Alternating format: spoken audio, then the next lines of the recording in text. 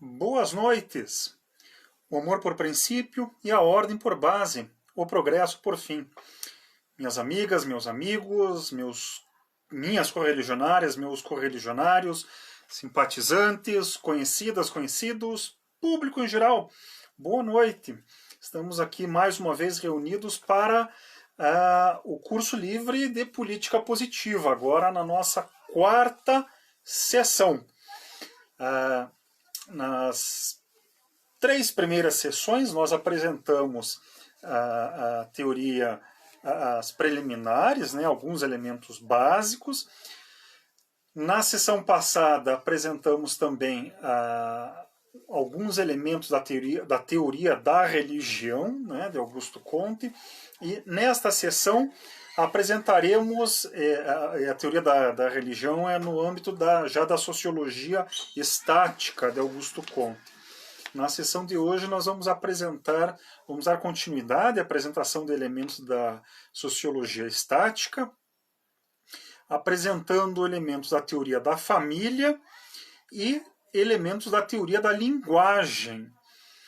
E no meio dessas duas teorias eu apresento a teoria, alguns elementos, algumas reflexões sobre o conceito de indivíduos no positivismo, na sociologia de Augusto Comte, na sociologia e na moral kantianas. Há muita coisa para falar, talvez eu não consiga apresentar tudo nessa sessão, mas se não der, a gente dá continuidade na semana que vem, não há problema nenhum. Antes de iniciarmos mesmo os comentários, uma pequena observação. Hoje é dia 29 de março, aniversário de Curitiba. Eu sou curitibano, moro em Curitiba, a bela capital do Paraná. Eu acho bonita, acho agradável. Então hoje é aniversário de Curitiba. Foi fundada em 1693. Então tem aí 330 anos, alguma coisa assim. Enfim, parabéns para a cidade. A teoria da família, vejam, a teoria da família e a teoria da linguagem estão no volume 2º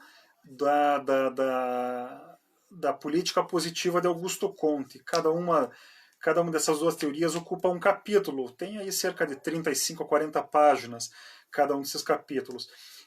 São realmente interessantes, são profundos, é um negócio difícil apresentar mesmo alguns elementos dessas teorias, porque há muita coisa para falar.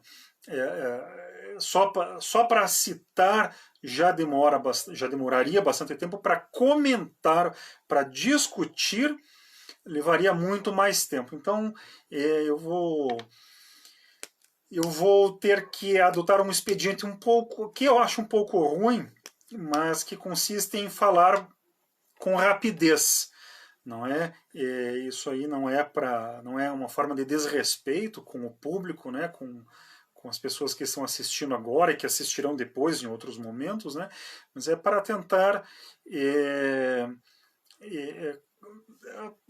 tentar apresentar o máximo do curso, o máximo do programado para essa sessão, nesta sessão mesmo. Né?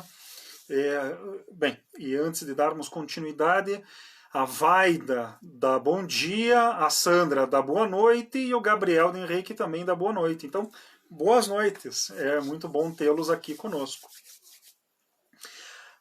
Bem, a família, para Augusto Comte, Augusto Comte considera que a família é a instituição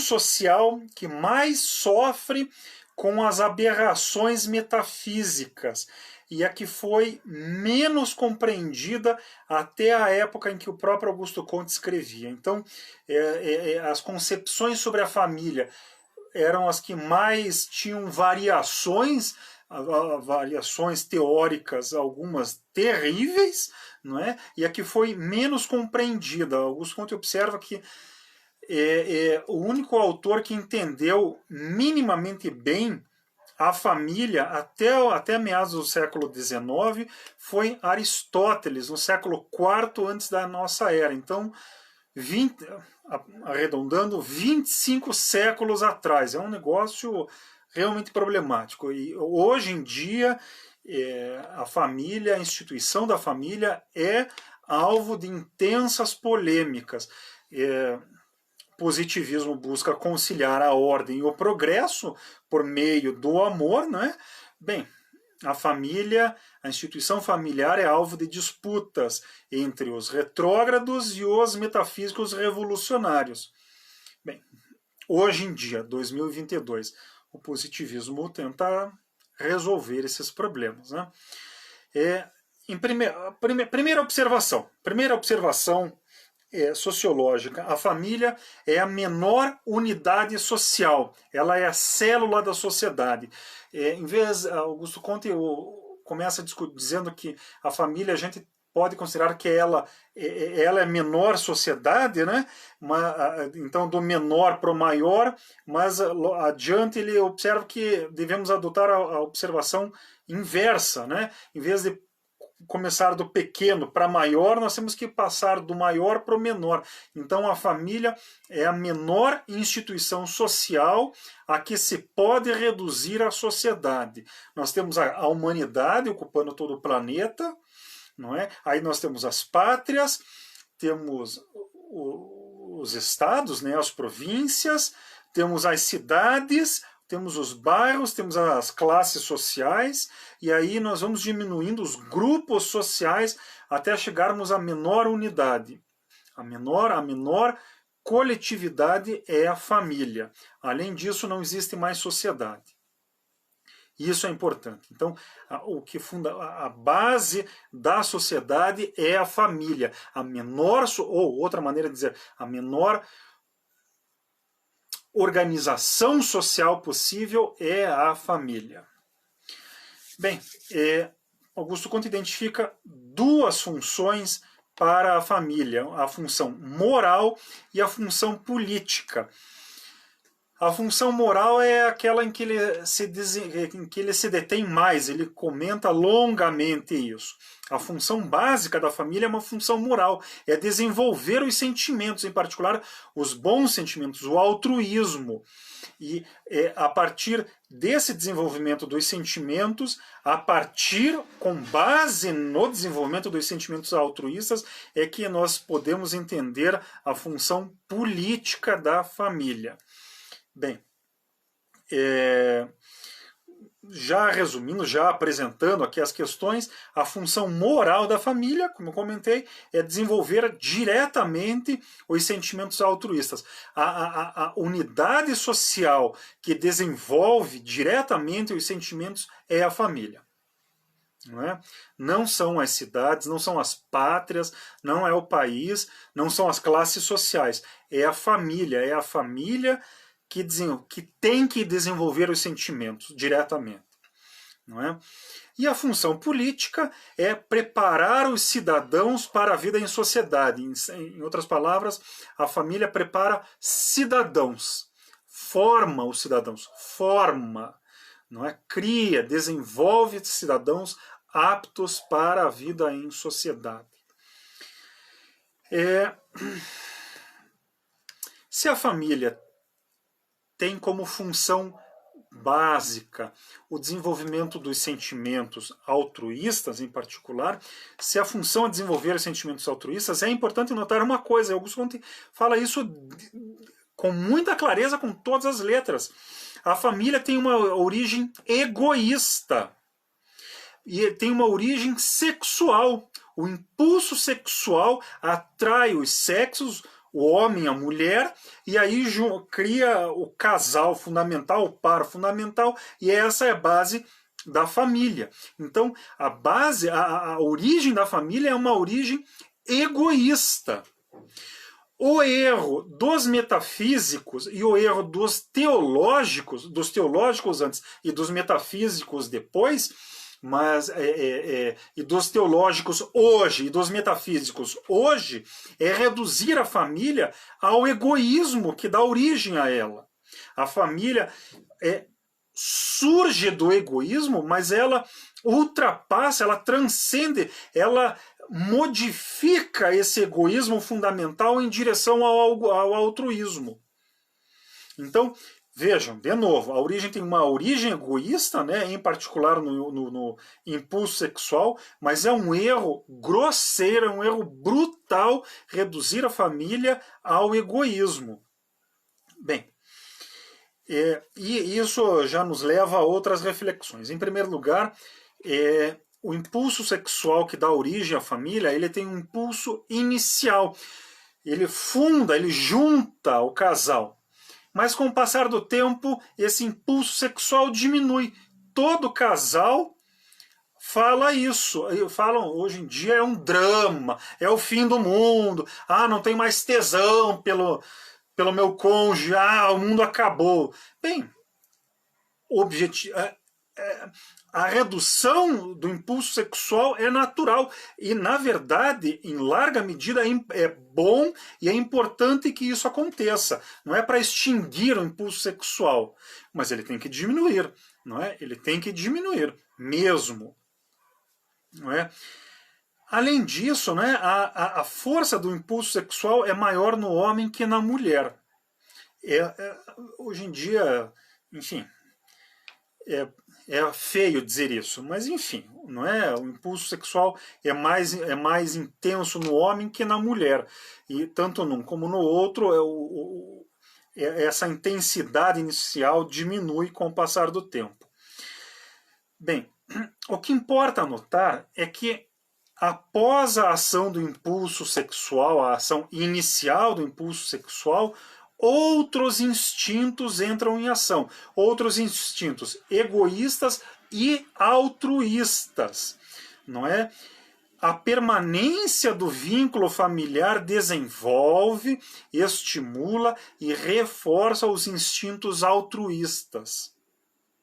Pelo menos idealmente. A gente vai ver no final dos comentários sobre a família que às vezes as famílias estimulam os sentimentos, mas estimulam os maus sentimentos, o egoísmo, o ódio.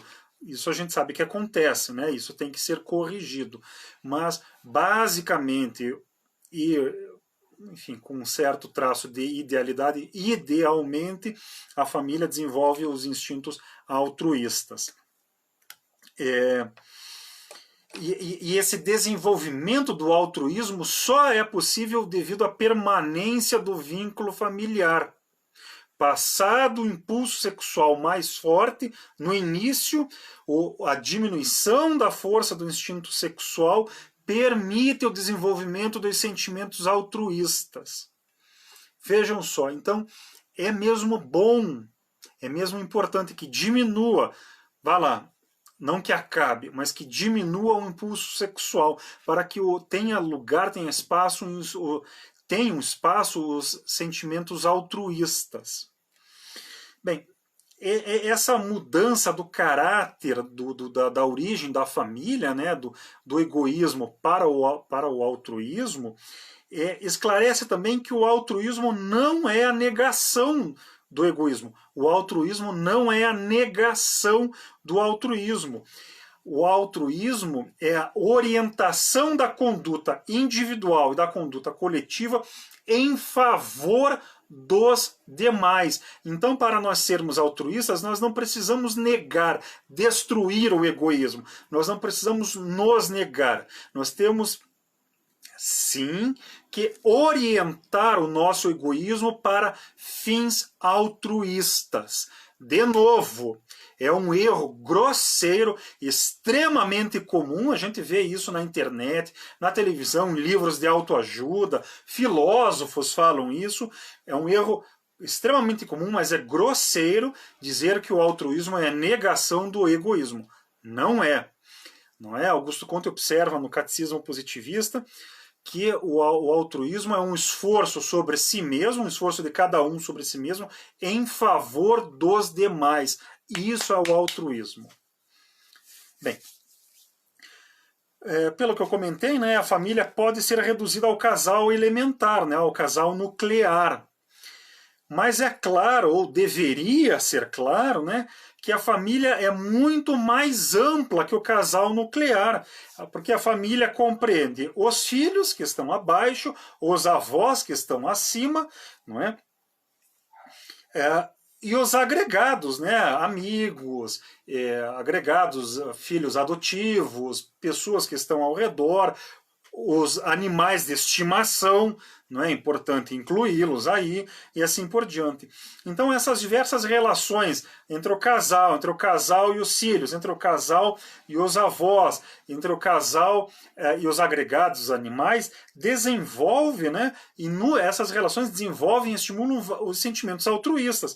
Então, na relação entre os cônjuges, entre o marido e a mulher, e entre os irmãos entre si, há o desenvolvimento do apego na relação entre os iguais.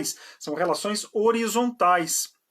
Não é? Na relação dos filhos para com os pais, não é? Dos que estão abaixo em relação aos que estão em cima, nós temos a veneração e dos filhos para os pais, dos pais com os avós e dos filhos com os avós. Não é? Nós temos aí a veneração, o respeito daqueles que vieram antes, que estão acima de nós. E na relação dos pais com os filhos, dos avós com os netos, dos avós com os pais, dos pais, dos avós, dos pais dos filhos com os animais de estimação, não é? Uma relação vertical de cima para baixo. Nós temos a bondade, aí nós temos o altruísmo puro, por assim dizer, não é?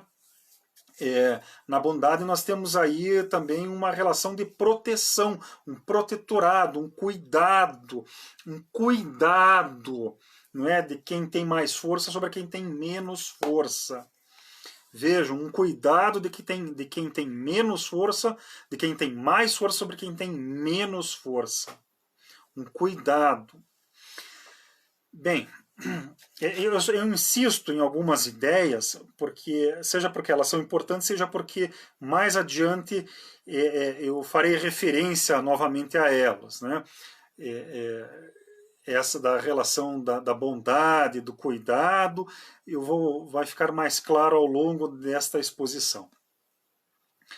Em relação ao casal nuclear, a função da família, vejam, a função da família para o casal, para os cônjuges, a função da família é o aperfeiçoamento mútuo. É para isso que serve o casal, para isso que serve o casamento, para o aperfeiçoamento mútuo. E essa é a função muito mais acima, aliás, da reprodução humana. Então, a função da família não é ter filhos, não é fazer filhos, não é crescer e multiplicai-vos. A função da família é o aperfeiçoamento mútuo do casal nuclear. É o aperfeiçoamento mútuo de todos os que estão na família, mas em particular do casal nuclear, dos cônjuges. Bem, Augusto Conte observa que uma vida inteira é insuficiente para cada um dos cônjuges conhecer um ao outro. Uma vida inteira é insuficiente. Quer dizer que nós teríamos que ver mais que uma vida. Bem, já vamos ver aonde isso vai dar. E isso vai dar em algo belíssimo, não é? A teologia, como ela rejeita a existência natural do altruísmo, peguem lá São Paulo, por exemplo, para São Paulo, o ser humano é sempre mau, ele só se torna bom por obra da graça divina. Então, a teologia rejeita a existência natural do altruísmo e aí só consegue perceber alguma serventia, alguma função na família apenas com fins egoístas. E esses fins egoístas são, em particular, a reprodução humana. Não é? Então, para a teologia, as pessoas se casam só para ter filho.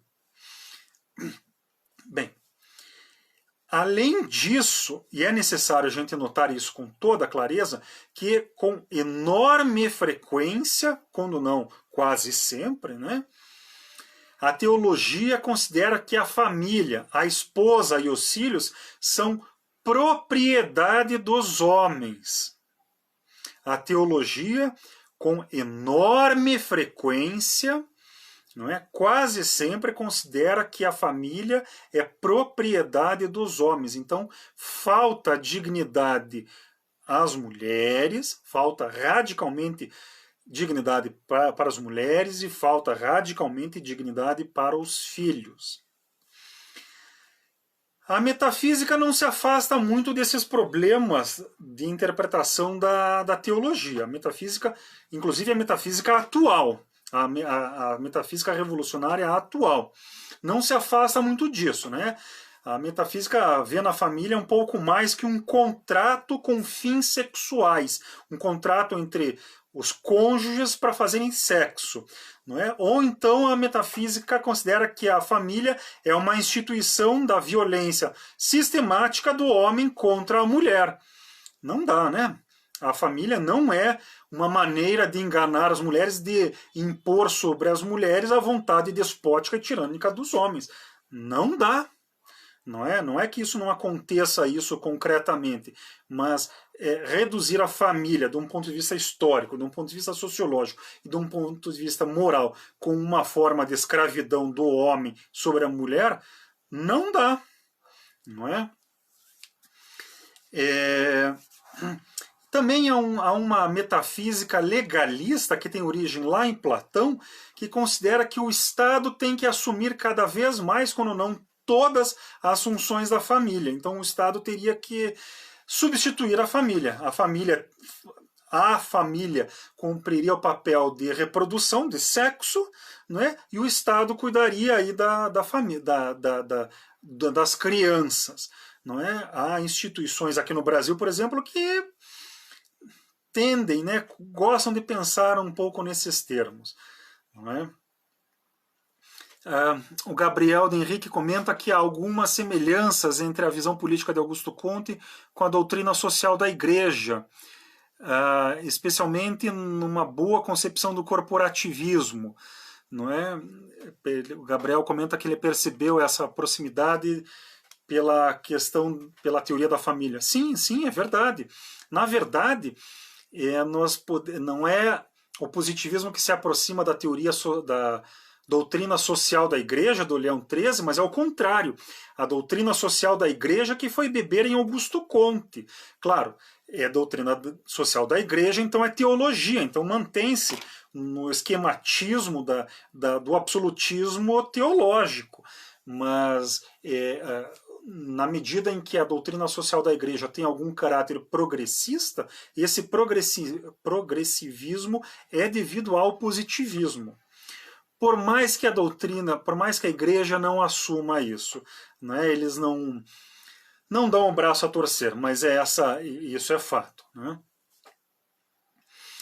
Bem, como a existência humana é mais subjetiva que objetiva, e como a função do casamento é o aperfeiçoamento mútuo, o positivismo afirma a monogamia, não é? A concentração, a dedicação de um cônjuge com os outros, por um lado. Então o positivismo afirma a monogamia, e em segundo lugar a extensão do conceito de monogamia no tempo e a afirmação da subjetividade dos laços sociais.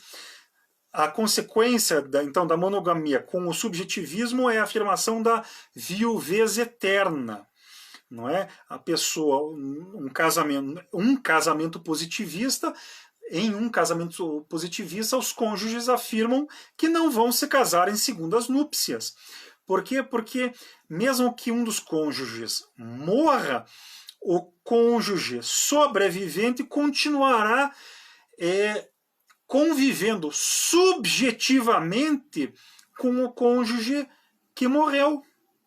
Não é? Todos nós, essa é uma experiência cotidiana para todos nós que perdemos um ente querido. Não é? A pessoa, pai, mãe, filhos, avós, amigos, irmãos que morreram. Quem nunca quem nunca se pegou conversando sozinho com essa pessoa, ou refletindo, o que será que nosso ente querido faria, ou tal e tal coisa seriam bons para ele, né? Ele gostaria, e aí nós agimos em função dessas memórias. Bem, o convívio objetivo cede lugar ao convívio subjetivo. E a influência subjetiva permanece. Na verdade, ela se acentua. Porque aí nós idealizamos a pessoa que partiu, que morreu, não é? No positivismo nós vemos que se transformou, não é? A transformação permite a idealização, e a idealização aumenta a eficácia subjetiva daquela pessoa sobre nós. Então, o positivismo afirma a viuvez eterna. As segundas núpcias, não é? São uma forma disfarçada, nem disfarçada, na verdade, né, de poligamia.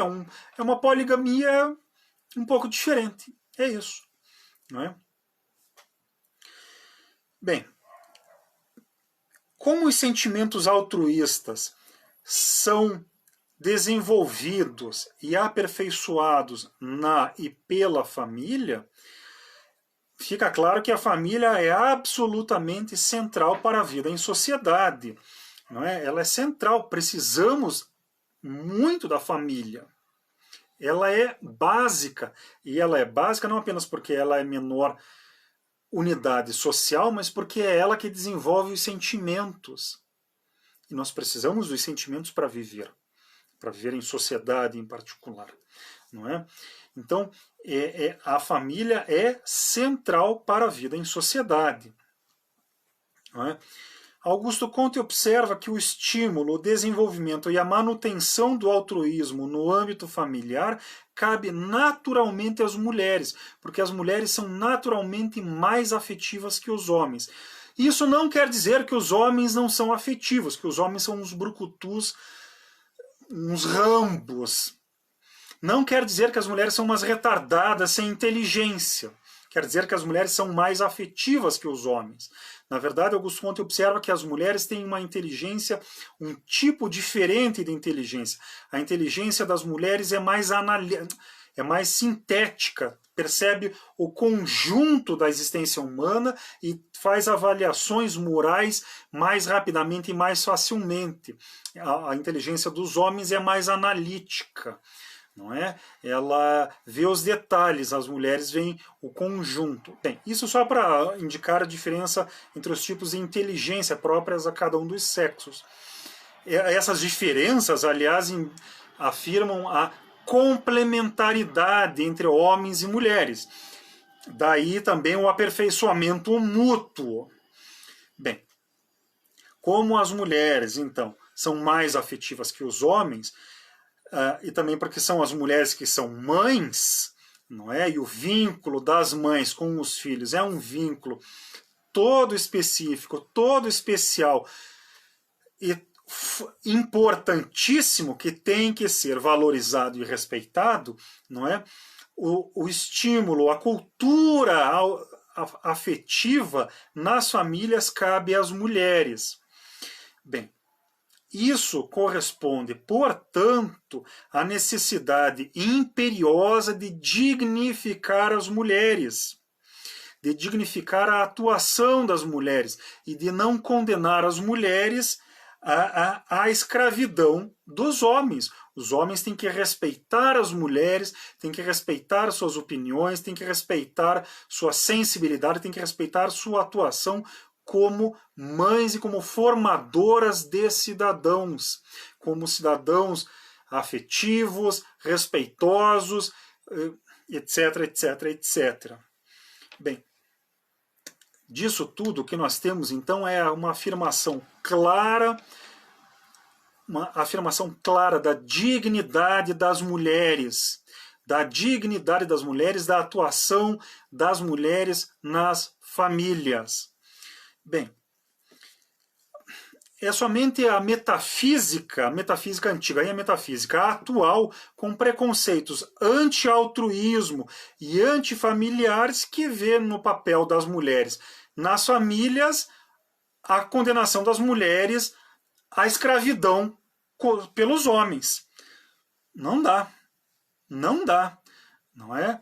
Não é? Se nós queremos valorizar as mulheres, se nós queremos valorizar as famílias, se nós queremos de verdade valorizar o altruísmo, nós temos que ser coerentes. As mulheres têm o papel fundamental de formar moralmente os cidadãos. Bem, seguindo adiante. Isso tudo que eu comentei refere-se, então, ao papel moral das famílias, a formação moral das famílias. A atuação política das famílias, né, é uma atuação cívica. Vejam, como as famílias fazem a preparação afetiva dos cidadãos, essa preparação forma cidadãos para atuarem na sociedade e para aplicarem na realidade cívica os sentimentos altruístas, para terem... os cidadãos desenvolvem na família a fraternidade e vão aplicar na sociedade, no espaço da polis, a fraternidade. Desenvolvem na família os laços, as relações de veneração e de bondade, e vão aplicar na sociedade política, na grande sociedade, essas relações de veneração e de bondade. Bem, é importante lembrar e notar que essa preparação moral dos cidadãos feita pela família não é apenas em termos dos instintos simpáticos, né? O apego, a veneração e a bondade. É também em termos dos instintos práticos, da coragem, da prudência e da perseverança. Todos nós sabemos que para viver, para trabalhar, para enfrentar o mundo, nós temos que ter coragem, prudência e perseverança. O desenvolvimento básico, pelo menos disso, também se dá na família. O Gabriel faz uma pergunta. Poderia explicar mais profundamente as diferenças entre o positivismo e o legalismo platônico em relação à família? O Platão, naquele livro A República, Platão era um poeta. Era um filósofo, mas era mais um poeta, né? Se nós considerarmos que Aristóteles, que foi discípulo de Platão durante 20 anos, era um filósofo pleno, positivo pleno, e compararmos as elaborações de Aristóteles com a de Platão, fica muito claro que Platão era mais um poeta, ficava mais imaginando que refletindo sobre a realidade, como fazia Aristóteles.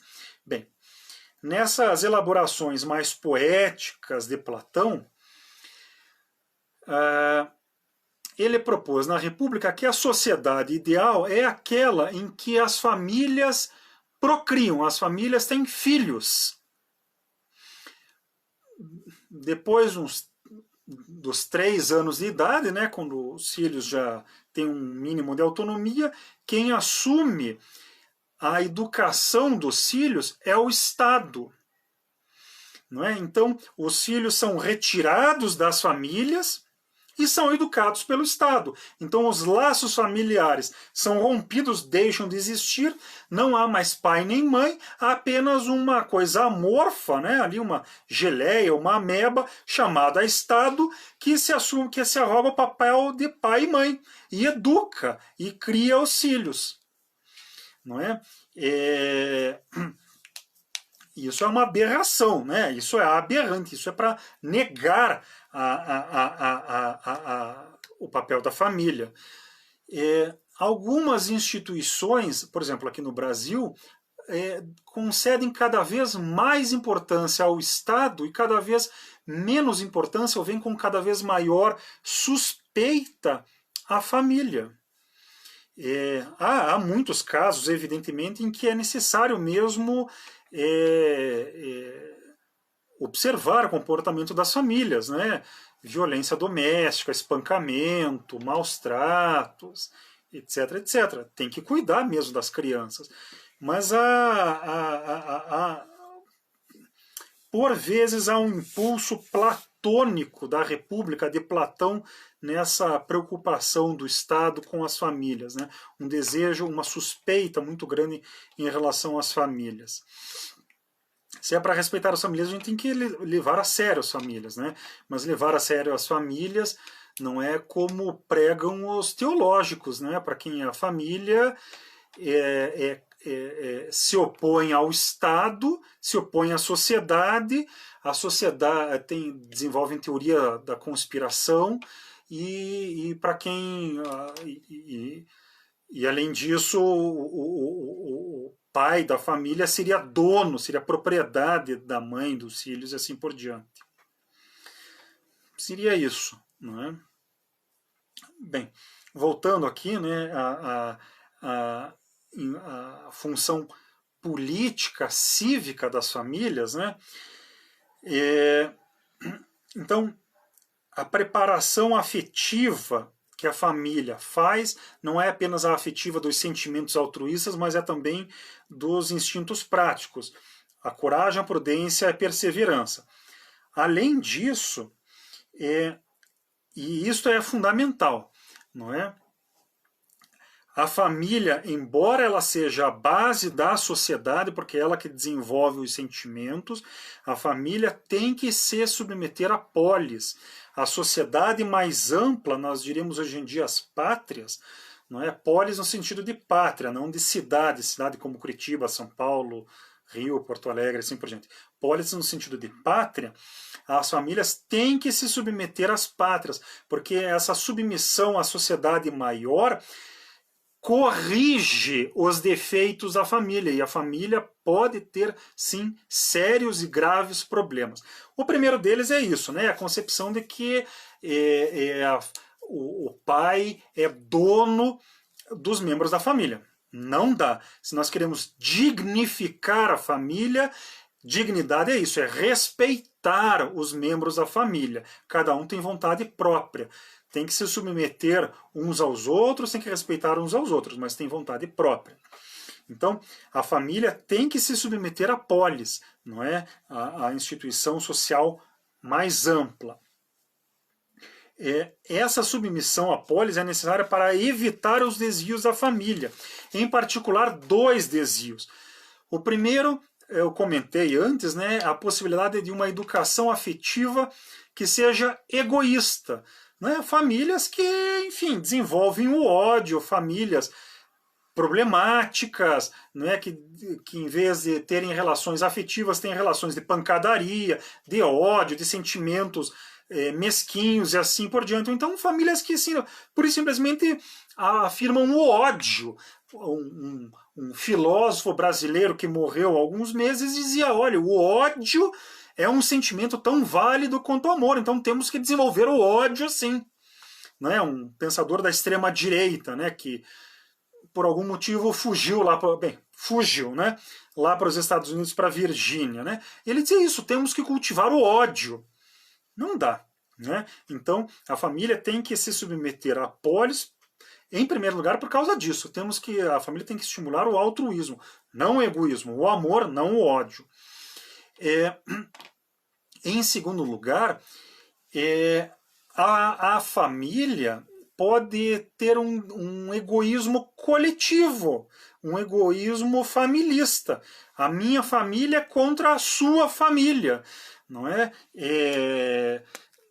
Se nós pensarmos na literatura, né, a disputa entre os Montecchios e os Capuletos, no Romeu e Julieta de Shakespeare, é isso, né? É um egoísmo familista, um egoísmo coletivo da família, de uma família contra a outra, que queriam se matar. Ou então, no Poderoso Chefão, né, no filme Poderoso Chefão, a família dos mafiosos, né, uma unidade coesa, forte, fechada, e era a família dos Corleones, né, contra os demais, contra as outras famílias e contra a sociedade ao redor. Não é? É um familismo negativo mesmo. Né?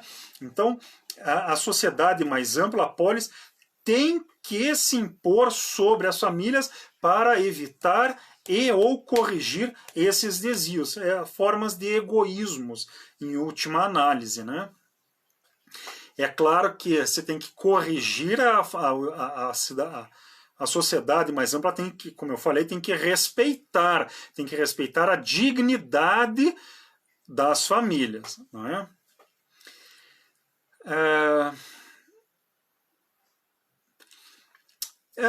Em linhas gerais, né, o que eu tinha para falar agora sobre a família é isso. Então, só para concluir, a família tem duas funções. A primeira, mais básica e que dá toda a importância da família, é o desenvolvimento do altruísmo, dos sentimentos. Ao desenvolver os sentimentos, os bons sentimentos, a família realiza a sua função política, que é a segunda função, que é a preparação de cidadãos. Não é? Seguindo adiante, né, nós vamos comentar aqui um pouco o papel dos indivíduos. Eu comecei a exposição sobre as famílias dizendo que a menor instituição social é a família. Isso é importante por si só, mas também é importante porque há muitos teóricos, muitos pensadores das ciências sociais, da filosofia, da biologia, de outras áreas, que dizem que a sociedade é composta por indivíduos. Não é? A sociologia norte-americana, não é? tem um viés nesse sentido. A metafísica alemã de Max Weber diz isso, a sociedade é composta por indivíduos. Não é? A Margaret Thatcher, né, teórica e prática do neoliberalismo lá nos anos 70 e 80, dizia a sociedade é composta por indivíduos e por empresas. Não dá. Não dá. A sociedade não é a menor união social, o menor vínculo social é a família. A sociedade é composta por famílias. Bem, e os indivíduos, onde é que eles entram? Bem, mesmo as famílias têm indivíduos, é evidente isso, não é? É evidente. Se a realidade humana é, antes de tudo, uma realidade social, mesmo essa realidade social se realiza nos e pelos indivíduos. Então nós temos que entender qual que é a relação entre indivíduos e sociedade. Para Augusto Comte isso não era exatamente um problema, não é? Não é um problema no sentido de ser um paradoxo ou de ser uma aporia, né? de uma relação que não, de algo que não tem uma relação entre uma coisa e outra, mas é uma coisa que tem que ser esclarecida, né? Qual é o papel dos indivíduos? E essa discussão sobre os indivíduos, Augusto Comte trata na teoria da religião, na teoria da família, e retoma essa discussão na teoria da linguagem, não é? Retoma isso na teoria da propriedade e, evidentemente, retoma na teoria do governo. Então, a relação entre indivíduos e os diferentes tipos de sociedades é uma coisa realmente importante, não apenas para Augusto Comte, não é? E para a sociologia de Augusto Comte, mas para qualquer teoria sociológica, para qualquer teoria social e, de qualquer maneira, para qualquer política, para qualquer grande teoria política, para qualquer teoria, qualquer proposta de intervenção na sociedade. E isso é importante também para qualquer teoria moral, para qualquer análise dos indivíduos, para qualquer análise psicológica, por exemplo. Não é? Então, essa relação entre indivíduos e os diferentes tipos e diferentes graus de sociedade é uma questão realmente importante. Bem, eu fiz esses comentários aqui para justificar por que eu estou tratando disso um pouco à parte, porque é necessário tratar disso.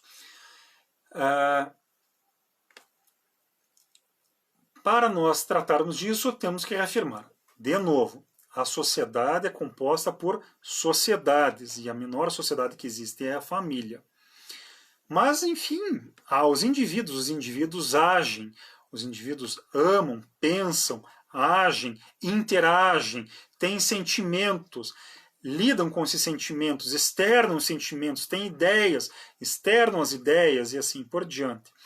Então, como é que se dá isso? Como é que se dá essa relação entre indivíduos e sociedades? Em primeiro lugar, a ideia de que indivíduos isolados, não é, no espaço, no vácuo sideral, não é, ou indivíduos sozinhos, fundando a sociedade, né, indivíduos passeando, né, estão lá no espaço sideral. Aí se um indivíduo esbarra num outro indivíduo e dizem, olá, vamos fazer uma sociedade? Isso não existe, e isso é uma tolice completa. A ideia do contrato social de Rousseau, de Locke, de Hobbes, de Cícero, lá na Roma Antiga, tudo isso é bobagem. Não é? Não existe essa ideia, isso de contrato social, isso é tolice. Todo indivíduo, todo ser humano nasce em uma sociedade, nasce numa família, não é? Aprende uma linguagem, a linguagem é algo coletivo, desenvolve relações sociais, desenvolve relações afetivas na sociedade e assim por diante. Então, existe primeiro a sociedade, depois o indivíduo, em primeiro lugar, não é? Augusto Comte observa que a ideia de indivíduos como célula social, essa ideia é uma abstração nociva e imoral. Ela é errada do ponto de vista sociológico e ela é errada do ponto de vista moral, em termos de valores. Mas vejam só, nós vimos na sessão passada, na teoria da religião, que a religião visa a regrar e a religar, né? O religar. Regrar internamente e religar cada indivíduo aos demais, não é? E aí estabelece a harmonia, e a unidade e a harmonia individual, e o regrar internamente, e ao religar estabelece a unidade e a harmonia coletiva. Bem, então nós estamos fazendo referência ao indivíduo aí na teoria da religião, que é a teoria fundamental. Bem, o que acontece é que, em última análise, evidentemente, todas as ações, mesmo as maiores ações da humanidade, são ações que se realizam por meio dos indivíduos, isto é, por meio de agentes individuais. Não é? São sempre pessoas de carne e osso, são sempre individualidades de carne e osso que agem, que atuam. Não é? Então nós temos que regrar e regular a existência e a atuação desses indivíduos.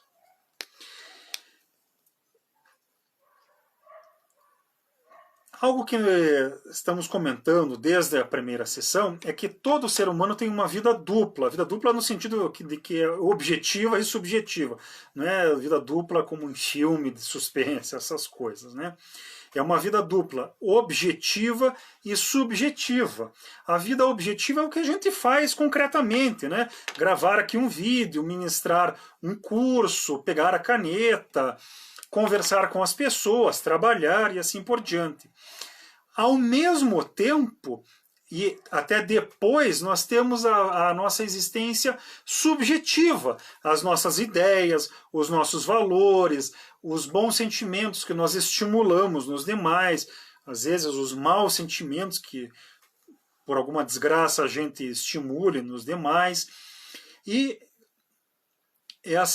a existência subjetiva, ela existe antes e permanece depois que nós morremos, que, enfim, como dizemos no positivismo, que nós nos transformamos, não é? A memória, a recordação, não é? O conjunto da nossa ação permanece depois da nossa morte. É aquele negócio, eu citei, estamos conversando aqui sobre ideias de Augusto Comte, que morreu faz 150 anos. Eu citei aqui Aristóteles, que morreu faz 25 séculos. Citei Platão, que morreu faz 26 séculos. a influência subjetiva deles permanece. Bem, então, a vida objetiva ocorre no presente. A humanidade tem em cada ser humano, em cada indivíduo, um ser, não é? Um ser concreto, uma individualidade de carne e osso. Agora, a vida subjetiva, ela ocorre no presente também, mas principalmente no passado e no futuro, mais no passado que no futuro. Mas, enfim, a vida subjetiva ocorre principalmente no passado e no futuro. É essa ação subjetiva da grande continuidade humana, não é? Que nós temos aí em cada ser humano um agente. Então, é por meio da compreensão do que é a historicidade humana, dessa, não é ambiguidade, desse caráter duplo, objetivo e principalmente subjetivo, que nós temos o vínculo, que nós temos as relações entre os indivíduos e as sociedades. Lembrando, né, reforçando uma ideia que eu apresentei agora há pouco, todo indivíduo nasce, cresce, se desenvolve em várias sociedades. Numa família, depois vai para uma escola, participa de uma classe social, participa de uma grande pátria, mantém relações com a humanidade como um todo.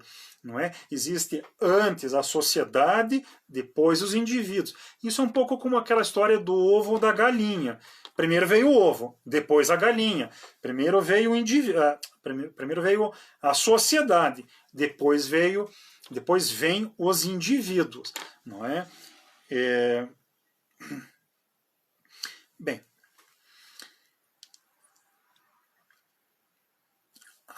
é necessário notar também que a humanidade, como ela atua concretamente por meio dos indivíduos, e além disso, a humanidade como um todo é composta por vários níveis e graus e tipos de sociedades menores, não é? A humanidade tem um caráter composto.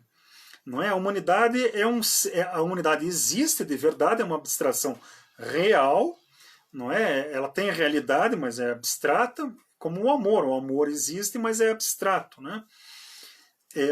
Mas ela é um ser composto, e é composto principalmente pelos indivíduos. Esse caráter composto da humanidade permite a capacidade de ação da humanidade, né? Os indivíduos agem, mas também produz sérias dificuldades, não é? Porque, enfim, é necessário nós combinarmos a independência individual com o concurso coletivo. Nós temos que conjugar sempre, né, a ação de cada indivíduo, a dignidade de cada indivíduo, a espontaneidade, as ideias, o temperamento de cada indivíduo com a sinergia, com o conjunto, não é, das necessidades individuais, com as metas coletivas. Todos nós sabemos como isso é altamente problemático. Isso é altamente problemático, não é? A religião positiva, em particular, procura oferecer soluções para isso, resolver isso, né? Toda organização, toda empresa, todo o Estado, toda empresa, clubes, etc., etc., procuram resolver esses problemas de coordenação, né? O que em teoria sociológica chama de problemas de coordenação, não é? Bem, Augusto Comte observa que a independência individual, né, a dignidade individual, não é, no estado normal, né, naquela idealização para a qual tende todo o desenvolvimento da humanidade, né, no estado normal, a independência individual requer a plena liberdade. Cada indivíduo tem que ter a plena liberdade. E tem que ter a plena liberdade, inclusive, para se submeter às regras, para se submeter a organizações, para se submeter a disciplinas e assim por diante. Mas essa submissão tem que ser voluntária e tem que respeitar sempre a dignidade. Então, a plena liberdade rejeita sempre a opressão. Rejeita a opressão e rejeita a degradação. Bem, em séculos anteriores, até em décadas anteriores, essa exigência de liberdade e dignidade eram exigências utópicas. Mas hoje em dia, cada vez mais está claro, todos nós queremos ser livres e com dignidade, e queremos nos submeter às regras e às disciplinas com dignidade. Hoje, 2022, bem, Augusto Comte dizia isso em meados do século XIX. E olhem, dizia, a dignidade individual rejeita a opressão. Como é que um autor que fala isso vai ser a favor da tirania? Não dá, né? A liberdade individual, que é necessária para o concurso coletivo, né, para a coordenação coletiva, também implica a confiança. Nós temos que confiar uns nos outros. Isso exige a sinceridade, a honestidade, o respeito à verdade, o conhecimento da realidade e assim por diante, a adequação das nossas condutas à realidade, daí a importância do conhecimento científico e assim por diante. Mas, de qualquer maneira, o que eu quero insistir aqui é que essa liberdade individual implica a confiança mútua, a confiança de um indivíduo no outro, e da confiança das coletividades em alguns indivíduos. A confiança, por sua vez, exige sempre a responsabilidade e a responsabilização. Quando uma pessoa confia em mim, diz, Gustavo, eu confio que você fará bem uma coisa, eu tenho a contrapartida da confiança que eu recebo, é a minha responsabilidade. Eu tenho que fazer aquilo que esperam de mim, eu tenho que fazer bem aquilo que eu faço, que esperam que eu faça. Eu tenho que fazer bem, e o bem significa tecnicamente bem, e moralmente bem, tem que servir a necessidades sociais, a necessidades altruísticas. Então, vejam só, a coordenação dos vários indivíduos para as necessidades coletivas, que é uma consequência natural da existência composta da humanidade, exige sempre a dignidade e a liberdade individual. Então, rejeita a opressão. A liberdade e a dignidade individual implica a confiança. E a confiança, por sua vez, exige sempre a responsabilidade e a responsabilização. Bem, isso entre amigos, entre pais e filhos, filhos e pais, em organizações, em empresas, em clubes e na política. Não é? Só para trazer para um tema elementar, os políticos têm que ser sempre, necessariamente, responsabilizados. O vocabulário meio técnico da ciência política usa uma expressão em inglês, accountability, responsabilização. Não é? O Gabriel fez outra pergunta. O comunismo fascismo afirma que o Estado está acima do indivíduo. O liberalismo diz que o indivíduo está acima do Estado. De maneira bem clara, como o positivismo se posiciona sobre esse dilema.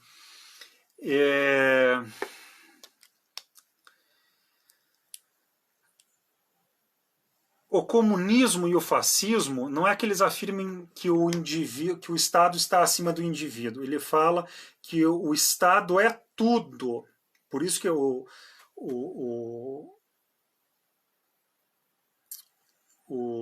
Mussolini não é? Quando teorizava lá o fascismo, ele teorizava o Estado totalitário. Era totalitário porque era total. Ele dizia o seguinte, que nada existe fora do Estado. O Estado é tudo. Então não é só uma questão de dizer que o Estado está acima do indivíduo no fascismo, no comunismo, no totalitarismo. Não, não é isso. A questão é que nos regimes totalitários, o Estado abarca tudo e não existe nada fora do Estado. Não existe cidadania fora do Estado, não existe arte, não existe literatura, não existe ciência, não existe família fora do Estado. Então, o problema é esse, que o Estado está acima do indivíduo, em certo sentido, isso é verdade, não é? O Estado impõe as leis, e as leis são impostas sobre todos os indivíduos. Então, nesse sentido, o Estado está acima do indivíduo. A questão é saber se o Estado, são duas questões. É saber se o Estado ele domina toda a sociedade, e dois, se o Estado respeita a dignidade individual. Bem, no totalitarismo, não. A resposta é não para as duas perguntas. Não é? Nos totalitarismos, o Estado abarca toda a sociedade, pelo menos de maneira ideal. Não é? Essa afirmação do Mussolini de que não havia nada fora do Estado, né? Isso era basófia dele. Né? No nazismo, isso aconteceu, mas com variados graus de sucesso. Agora, no comunismo, na União Soviética, isso foi brutalmente verdade. Foi brutalmente verdade mesmo. Não é para dizer que o fascismo ou o nazismo foram melhores que o comunismo. Não é isso. Não é isso. É só para indicar que, idealmente, eles consideravam que o Estado abarcava tudo. Bem, para o positivismo, o Estado está acima do indivíduo porque tem que impor as leis. Isso é elementar. Mas existem outras coisas além do Estado? Existe. Para o positivismo, vamos lá, para usar a terminologia de hoje, existe a sociedade civil. Augusto Comte fala que o que se contrapõe ao Estado, ao poder temporal, é o poder espiritual. E o poder espiritual tem que ter liberdade para se manifestar. O que é liberdade de manifestação do poder espiritual? Liberdade de pensamento, liberdade de crença, liberdade de expressão e liberdade de associação. Não é? Então, o que se opõe, o que limita o Estado, para Augusto Comte, não é que seja só isso, mas o que limita mesmo o poder do Estado é o poder espiritual, é a igreja, é o sacerdócio. Mas não há somente sacerdócio e Estado. Existem empresários, existem clubes, existem as classes sociais, existem as famílias, etc, etc, etc. Além disso, a segunda questão que os totalitarismos respondem de maneira negativa é: o Estado respeita as dignidades individuais? Não. No totalitarismo, não. As dignidades individuais não são respeitadas. O positivismo afirma com clareza: temos que respeitar as liberdades individuais. Não é? Liberdade, dignidade, responsabilidade, etc, etc, etc. Eu acho que eu comentei isso em alguma das outras sessões. O positivismo seria garantista em termos jurídicos, né? Nas cartas de direitos. Na nossa Constituição Federal atual, de 88, né? Basicamente é o artigo 5º da Constituição, né? São 60, 70 incisos, são as liberdades individuais. Nós somos garantistas nesse sentido. Bem, isso em relação aos totalitarismos. Em relação ao liberalismo, o liberalismo vai na direção contrária. Né? Não existe sociedade, existem apenas indivíduos que se reúnem, que se agrupam e se associam para definir metas. Não é? A Margaret Thatcher, como eu citei, mostra isso de maneira muito clara, não é? O Estado, não existe isso de sociedade, existem apenas empresas com um chefe mandando empregados para produzir lucro e indivíduos que vão trabalhar e consumir. É isso. Muitos teóricos do liberalismo levam tão a sério essa oposição entre indivíduo e sociedade que afirmam que qualquer coisa que limite o indivíduo é opressivo, é tirânico. John Stuart Mill dizia isso. Augusto Comte é opressivo, é opressor. Por quê? Porque Augusto Comte afirmava, olha, a sociedade tem que ser levada a sério. Não é? O indivíduo não vem antes da sociedade, não está acima da sociedade. Stuart Mill, que era liberal, que era inglês, né, dizia uma bobagem dessas. Essas bobagens, né? Qualquer limitação aos indivíduos é opressiva. Não dá. Não dá. Não é? Enfim, isso evidentemente não se encerra aqui. Não se encerra aqui porque ao longo deste nosso curso livre eu vou voltar a essas questões em particular, né, da responsabilização política, da atividade econômica e assim por diante. Nestas sessões mais básicas, mais iniciais, eu estou afirmando muito o papel, afirmando o caráter social das instituições, porque é necessário. Augusto Comte estava fundando a sociologia, opondo-se à metafísica do liberalismo, por exemplo. Augusto Comte conhecia muito bem o liberalismo, né? Muito bem, ele era amigo de muitos liberais franceses, correspondia-se com Stuart Mill, não é? Que era, enfim, era um liberal inglês também. Mas então ele Augusto Comte conhecia muito bem o liberalismo e estava se contrapondo a essa metafísica do liberalismo, né, ultra individualista, que é aberrante mesmo, não é? Mas de novo, se o ser humano é um bicho social, isso não implica que o indivíduo não tem atuação, que ele não existe, que não implica que a humanidade não atue efetivamente por meio dos indivíduos. É como eu falei, a teoria da religião estabelece até na sua terminologia, na sua etimologia, o religare, né? É a importância dos indivíduos, que é o regrar individualmente e religar o indivíduo aos demais. Não é? Então, para concluir essas observações, no positivismo há um amplo espaço para os indivíduos. Evidentemente há. E depois Augusto Comte criou a moral, a ciência da moral, para estudar o indivíduo, o ser humano individualmente tomado. Então não é um espaço, é um gigantesco espaço. Mas, para nós entendermos o ser humano individualmente tomado, nós temos que entender o ser humano coletivamente tomado. E é muito esse esforço de Augusto Comte, no que nós estamos comentando aqui.